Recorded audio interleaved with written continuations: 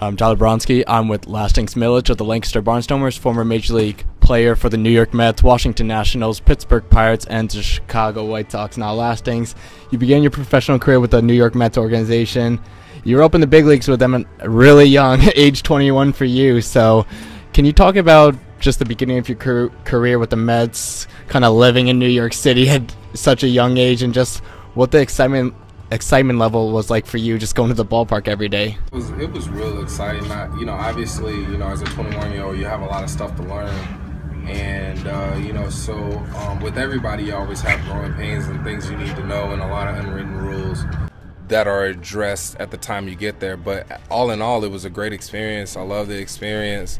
And I love the up and downs because that taught me how to adjust, how to make adjustments, how to, get better as a player and as a person. So, definitely, the New York experience has really, really helped me and going into my 30s and being married and everything. So it definitely helped me out. Absolutely.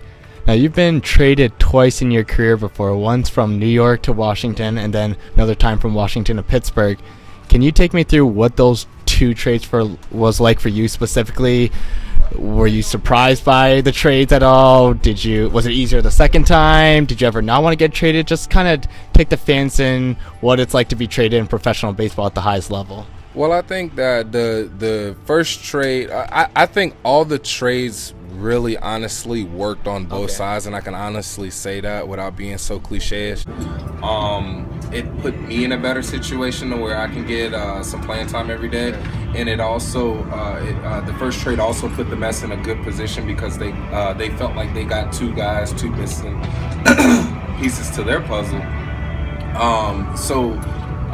Me going to Washington and the new stadium and everything like that, and DC, a big city, and I think it really worked out for both sides. And then, when I also got traded from Washington to Pittsburgh, it also worked out for both teams as well, and it also worked for myself. So, I mean, the trades, I had no problem with the trades. I mean, a lot of people have a problem with the trades when, when one side don't get what they feel is fair or whatever, but I can say that I didn't have that experience, that I really got a lot out of it, and the team that I was previously employed by, they also got a good deal that they felt as well. So it worked out for both sides, and as far as my career, it was great, and I wouldn't take anything back. Yeah, most definitely. Now, who would you say are some of your mentors in professional baseball? Maybe some guys you would give credit to helping you develop your career and becoming the player you are today. Well, first and foremost, it's my dad who always mentored me in the game.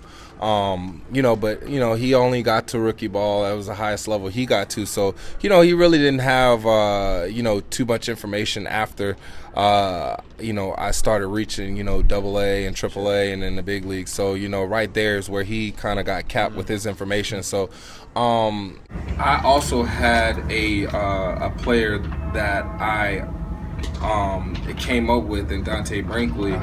And he was an older guy. He's 4 years older than I am. But he came out of college. He was more, he was more sound than I was, as far as living on your own and things like that. He was definitely more of an adult than I was. So he really kind of taught me really how to be an adult. And I played with him through I think 3 or 4 levels. And he was always there for me, as far as the on-field things, getting me better. And he was never afraid of, you're first round, and he was a 4-year college guy. He never really got caught up into that. Neither one of us got caught up into that. We just wanted to get better as players, and whatever we can do to make each other better, that's what we did. So I would have to say, he was my first mentor, and to developing me a routine and rookie ball, helping me out. I had so many growing pains in rookie ball. It was crazy. But and then as I got older, I started getting things down. I start developing. And when I got to the big leagues, I would say my biggest mentor would probably have to be Lenny Harris. And he really taught me the game from a different perspective as far as the approach of the game not so much of mechanicals and the mechanic aspect and the and the talent level, but it was more of an approach and the mental side of everything. So I would say, he would definitely have to be, the biggest part of my career as far as the mental side, because we all know that's the most important part. So yeah, for sure. Now, Lastings, you've had a lot of great moments in the major leagues. When you think of your best individual moments, I guess just what stands out to you from a personal perspective? I definitely, the first homer definitely was probably the biggest moment in my career. Not because it was just a home run, because the way the game was and the way I got to share my moment with the fans who paid the bills for me. Even though I got a lot of backlash for it and I got labeled for it, and that's okay, you know what I mean? But I wouldn't change anything in the world for what I did and what I shared that day and that moment with the fans in New York. And it was just that have to be the moment that I will always remember. I will never forget, and probably the most fun moment I think I've ever had, and enjoyed playing the game, because it was definitely fun. Yeah, absolutely. Now, last thing, you spent a while now in Japan, I think since 2012 now. How have you liked living in Japan? Do you know any Japanese now? And just can you speak on the baseball over there? How much do the fans love their baseball and the players over there? Well, with all due respect, I think pound for pound, I don't know anybody that loves the game more than the Japanese. Pound for pound. Obviously they got 11 teams. We have 29 or 30. Just the way they go about the business, the way they go about their business, and the structure and the discipline, it's on a whole nother level. We have discipline and things like that, but we also have freedom. We also have, when we get to the big leagues, we have the respect level. Not like the Japanese don't have a respect level, because everybody, they respect everybody. But when we get to the big leagues, we are respected in our routine. This is what we do. Hey, as Americans, we expect when you step between the lines, you're ready to go. Whatever you have to do, you're ready to play. It's a little bit different in Japan. The Japanese are more strict. They're more hands-on. And that was an experience in itself, because honestly, I felt like they were more hands-on than when I was in high school. Oh, wow. And it was a little bit tough to get adjusted to. But at the end of the day, there's nothing that I can say bad about the discipline and the structure of Japanese baseball, because that made me such a better ball player. And just coming back over here and getting to the swing of things here is so easy to make the adjustment from Japanese baseball to American baseball, because it's so relaxed, and we're all here to have fun. And then at the end of the day, when we get in between the lines, we're going to play the game hard, we're going to play the game to win. So it's like, playing over there definitely helped me,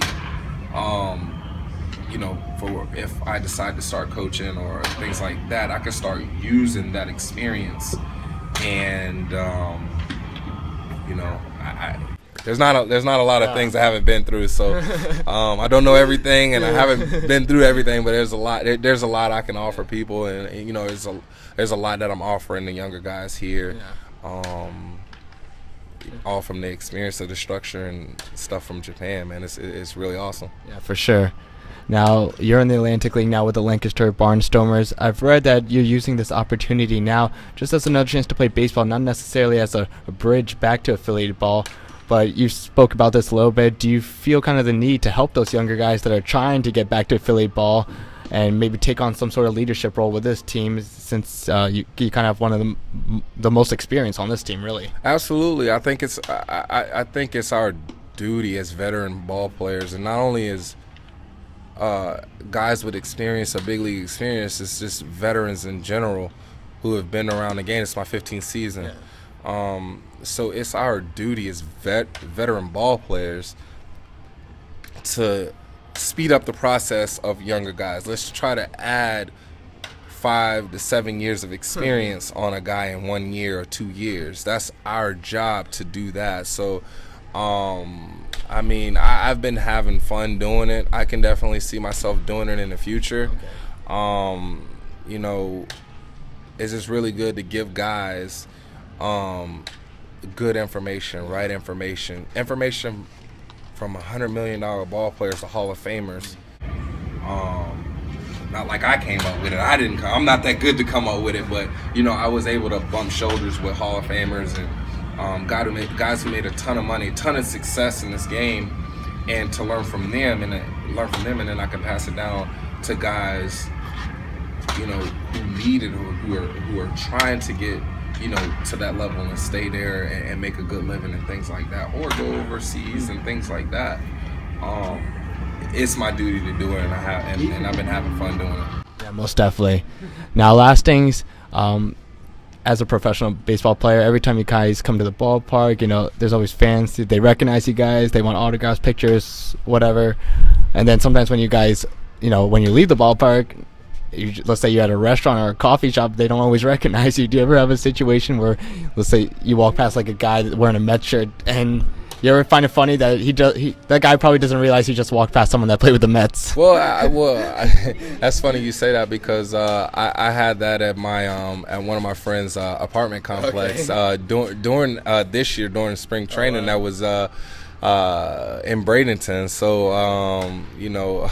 He was the gate guy, and then he had a Mets shirt on, and I was like, hey, he was like, hey, well, you know, what's your name? I gotta jot your name down or whatever, whatnot, you know, to get in my friend's apartment complex. And I'm like, Lastings Milledge, and he was like, oh, okay. So he wrote it down, and then he left the gate.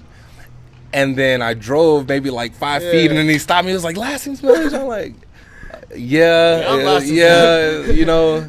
And then, you know, we start talking for 4 or 5 minutes or whatever, whatnot, or you know, about the ALCS game and all that stuff, and it was kind of special. But you know, as I've been out of the game, you know, for 7, almost 8 years now, you know, that people kind of don't recognize me as much anymore, or whatever the case may be. But you know, here or there you have some moments where people recognize you, people don't recognize you, or whatever. But people in Lancaster, they're really chill and relaxed. They don't really put too much pressure on you. You know, we can walk around and, you know, go to restaurants, and everybody has a great respect for, you know, what you do here and what you have done in the game as a professional. So, you know, here in Lancaster, I mean, they don't really bother you that much. They know who you are, but they don't really bother us that much. They give us some space, and you know, that's really I appreciate that a lot. Absolutely. Final question for you, Lastings. I've seen you post some stuff on YouTube before about you cooking a little bit. Trying to get you on the Food Network show a little bit. I don't know. But, what's the go-to meal you can make? What's the best dish you can make? I'm thinking like a lasagna, like homemade lasagna. I do a lot of different things, and not like I own my own network or whatever, whatot. Because I did the cardinal, I did the cardinal rule: don't give free advertisement. Okay. So you know, like I definitely gave some free advertisement for whatever that was worth. Yeah.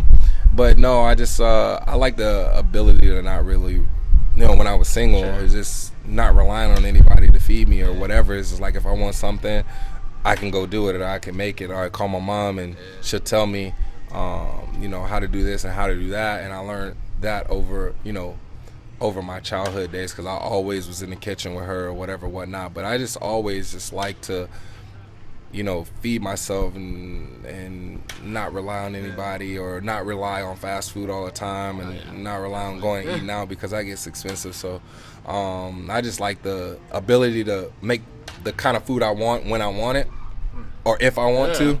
So I guess that's, you know, that's the whole you know, that's the whole encouraging thing about, you know, being able to cook, make your own stuff the way you want it, and things like that. So yeah, not trying to take anybody's job or anything on the network, but definitely like to make the food that I want to eat when I want to eat it. Sure. Thank you, Lastings. Yeah, Appreciate no it so much, man. Yep, Thank no you. All right.